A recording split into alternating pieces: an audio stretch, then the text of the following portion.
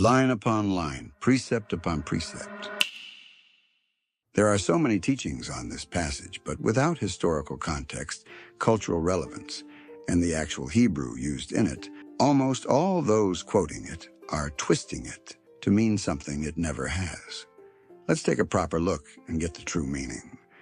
In the days of King Uzziyahu of Yehudah and King Jeroboam II of Israel, circa 740 BCE, wealth and stability bred complacency. The people's hearts grew hard, they scoffed at steady teaching, and so the sovereign gave them what they truly deserved. Who does the sovereign Yahuah think we are?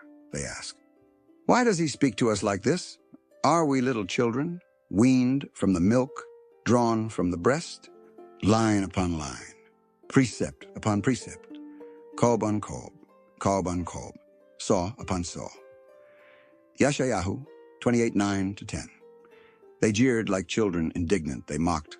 Line upon line, precept upon precept, kolb upon kolb upon kolb, saw upon saw. Treating each measuring line, kolb, as an isolated fragment, refusing the full pattern of instruction and merciful kindness Yahuah offered. Kolb on kolb, saw on saw. Even the youngest joined the mockery and nonsensical echoes, kolb on kolb, because true words of correction and binding agreement were reduced to empty sound play. Kolb in Hebrew is a measuring line or rule, an exact boundary to guide life. Saw is a patch or small portion, half-hearted effort. Their saw was a patchwork of instructions, never the full measure. They refused each kolb, each precise boundary, until shallow scoffing became their lullaby. Therefore I will speak to this people with stammering lips and another tongue. I will clothe them in confusion so they will be unable to grasp their own error. Yeshayahu 28:11-12. Because they spurned steady teaching, Yahuah answered in the speech of their conquerors, the Akkadian tongue of Assyria. To Yehudah's ears, that foreign language sounded like the very baby-talk gibberish they used against his word. In 722 BCE, Samaria fell to Sargon II. In 701 BCE, Sennacherib's forces besieged Jerusalem.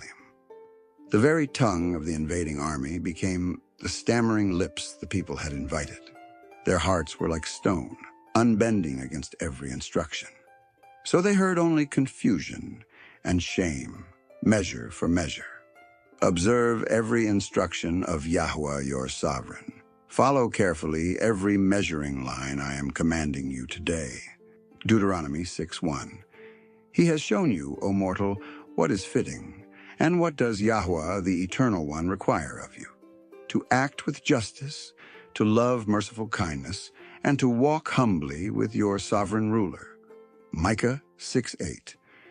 From Sinai's instruction to Micah's call for justice and compassion, every precept was offered line upon line, not for mockery, but for life and well-being.